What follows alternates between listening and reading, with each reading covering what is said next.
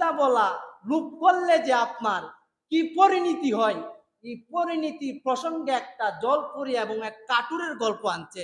যে এক জঙ্গলে বাস করত এক দরিদ্র কাটুর। হ্যাঁ, তো ওই লোকটা কাঠ কেটে তার সংসার চলতো। তো একদিন ওই লোকটা নদীর পাড়ে গেলেন আপনার গাছ কাটার জন্য, কাঠ কাটার জন্য। তো যখন ওই লোকটা নদীর পাড়ে গেলেন কাঠ কাটার জন্য, কাঠ কাটতে লইলেন, তো তার হাতটা আপনার ফুসকে গিয়া কুড়ালটা আপনার নদীতে পড়ে গেল। বেচারা কাটুর দরিদ্র মানুষ গাছ থেকে নেমে কাঁদতেছে যে হ্যাঁ, আপনার সমুদ্র নদীটা হইল গভীরতা, প্রচুর স্রোত থাকার কারণে, কুমিরের বই থাকার কারণে ওই বেচারা আর নদীতে নামার সাহস পাইল না। তো বেচারা নদীর পাশে বসে কাঁদতেছে। কি করতেছে ভাই?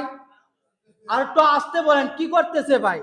কাঁদতেছে। কিতা বলা দেখেন, আরো রসকর দিয়ে কি করছে উনি গল্পটা সাজায় বলছে। যখন ওই বেচারা কাঁদতেছে, কুড়াল কিনার মতন তার কাছে টাকাও নাই। তো নদীর মাঝখান থেকে একটা জলপুরি আসলো। আয়সা কাটুরকে বলতেছে, হে কাটুরি ভাই, আপনি কাঁদতেছেন কেন? কাটুরি বলতেছে, দেখেন আমার একটা কুড়াল ছিল, কাঠ কেটে আমি সংসার চালাইতাম। আমার একটা কুড়াল ছিল, নদীর পাড়ে গাছ কাটতেছিলাম, কুড়ালটা আমার হাত ফসকে গিয়া নদীতে পড়ে গেছে। আপনার নদীতে স্রোত থাকার কারণে, নদীতে কুমিরের বই থাকার কারণে আমি নদীতে যাওয়ার আমার সাহস হইতেছে না। তখন জলপুরীর তার প্রতি মায়া আসলো। তখন জলপুরি বলতেছেন, আপনি একটু ওয়েট করেন, আমি আপনার বিষয়টা দেখছি। জলপুরি ভাই নদীতে গিয়া একটা কুড়াল নিয়ে আসলো, স্বর্ণের কুড়াল। কি কুড়াল নিয়ে আসলো ভাই? আর একটু জুড়ে বলেন, কি কুড়াল নিয়ে আসলো? স্বর্ণের কুড়াল নিয়ে আসলো। জলপুরি নদীর মাঝখান থেকে একটা স্বর্ণের কুড়াল নিয়ে আইনা কাটুরকে বলতেছে, হে কাটুরি ভাই, এটা কি আপনার কুড়াল? কাটুরি এভাবে কুড়ালটা হাতায় বলতেছে, না না না, এই কুড়ালটা তো আমার না, আমার কুড়াল তো লোহার, আপনি তো নিয়ে আসছেন স্বর্ণের কুড়াল। বলতেছে না, এই কুড়ালটা আমার না। জলপুরি বলতেছে, আচ্ছা ঠিক আছে, আপনি একটু ওয়েট করেন, আমি আপনার বিষয়টা দেখতেছি। জলপুরি ভাই আবার নদীতে ডুব দিল। নদীতে ডুব দেওয়ার পর একটা আপনার আপনার রূপার কুড়াল নিয়ে আসলো। জলপুরিকে বলতেছে, জলপুরি বলতেছে কাটুরকে, দেখেন তো এই কুড়ালটা আপনার কিনা? তখন হ্যাঁ, কাটুরে বলতেছে, না না, এই কুড়ালটা আমার না। তখন আবার জলপুরি বলতেছেন, আপনি একটু ওয়েট করেন, আমি আপনার বিষয়টা দেখতেছি। জলপুরি আবার নদীতে ডুব দিল। নদীতে ডুব দিয়া তার যে লোহার কুড়ালটা হারিয়েছিল, লোহার কুড়ালটা নিয়ে আসলো। হ্যাঁ, আপনার কাটুরকে বলতেছে, হে কাটুরি ভাই, দেখেন তো এই লোহার কুড়ালটা আপনার কিনা? তখন কাটুরি বলতেছে, হ্যাঁ হ্যাঁ, এই লোহার কুড়ালটা তো আমার। তখন জলপুরি চিন্তা করতেছে, হাই হাই, লোকটা তো সত্যবাদী, লোকটা দরিদ্র হইতে পারে, লোকটা তো সত্য কথা বলে, লোকটা দরিদ্র হইতে পারে, লোকটা তো হক কথা বলে। কাজেই জলপুরি ওই দরিদ্র কাটুরের উপরে খুশি হইয়া সত্য কথা বলার কারণে তাকে সোনার কুড়ালও দিল, তাকে আপনার রূপার কুড়ালও দিল, তার রোহাল কুড়ালটাও দিল। এবার আপনারা বুঝে থাকলে বলেন তো, জলপুরি কাটুরিকে কি কারণে স্বর্ণের কুড়াল এবং রূপার কুড়াল দিল? সত্য কথা বলার কারণে। যখন এই কথা দেশের মধ্যে ভাইরাল হয়ে গেল যে ওই লোকটা নদীর পারে কাঠ কাটতে গিয়া এই এই ঘটনা ঘটছে, আমি সংক্ষিপ্ত ভাবে বলতেছি। তো যখন এই কথা সারা দেশের মধ্যে প্রচার হয়ে গেল, তখন এক আপনার লোভী কাটুর ছিল, ওই লোকটা চিন্তা করলো, আমিও নদীর পারে যাব, যাওয়ার পর ইচ্ছাকৃত ভাবে কুড়ালটা নদীতে পালা দিব।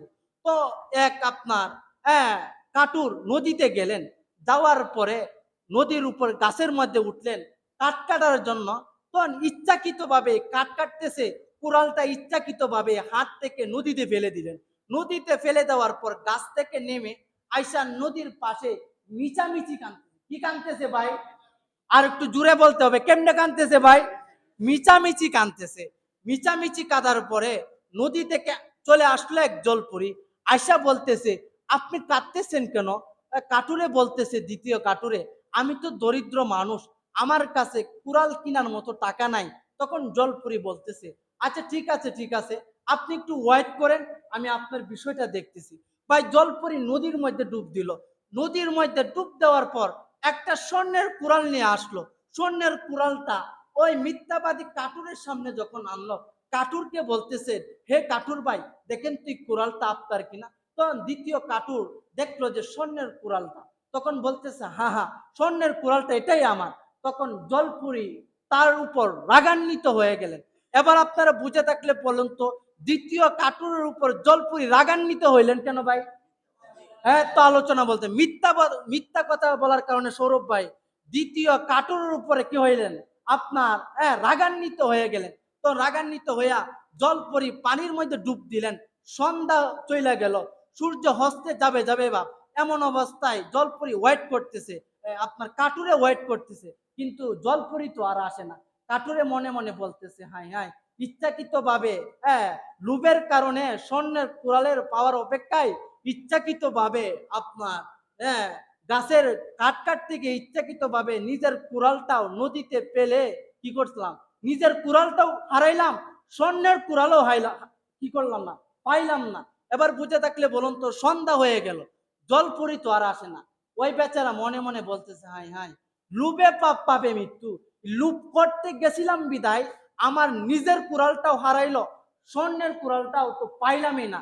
তো ভাই আমি কিতাবলা এই কথাটাই বলতেছে যে দুনিয়ার মানুষকে কিতাবলা বুঝাইতেছিলেন যে জীবন চইলা যাক, অন্তত পক্ষে মিথ্যা কথা বললেন না। সত্য মানুষকে মুক্তি দেয় আর মিথ্যা মানুষকে ধ্বংস করে দেয়। ভাই সত্য কথা বলার কারণে প্রথম কাটুরে স্বর্ণের কুড়াল পাইল, রূপাল কুড়াল পাইল, আপনার কি পাইল, আপনার লোহার কুড়ালও পাইল। দ্বিতীয় কাটুরে ভাই মিথ্যা কথা বলার কারণে স্বর্ণের কুড়ালও পাইল না, রূপার কুড়ালও পাইল না, নিজের লোহার কুড়ালটাও পাইল না।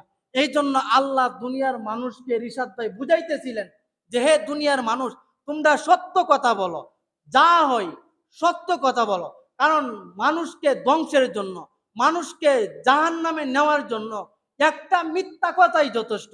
এই জন্য ভাই আপনি বাজারে যাইবেন, হাসনাবাদ বাজারে এক দোকানদারের সাথে আপনার খুব রিলেশন, খুব ভ্রাতৃত্বের একটা সম্পর্ক, যে ভাই ওই দোকানদারকে গিয়ে বললেন যে ভাই এই লুঙ্গিটার দাম কত, দোকানদার আপনাকে মুস্কি হাসি দিয়ে বলবে যে ভাইজান আপনি তো আমার দোকানের নিয়মিত কাস্টমার, কাজে আপনি একটা বাবুর হাটের লুঙ্গি নিতে চান, কাজে আপনি 1000 দিন, আপনার কাছে আমি কিনা দামে বিক্রি করলো। হাসনাবাদ বাজারের দোকানদার কোন দামে বিক্রি করলো ভাই? রিশাদ ভাই কোন দামে বিক্রি করলো? কিনা দামে বিক্রি করলো। কারণ ওনার সাথে আপনার একটা ভালো আপনার ফ্রেন্ড সার্কেল, ওনার সাথে ভালো একটা আপনার সম্পর্ক, ভালো একটা রিলেশন।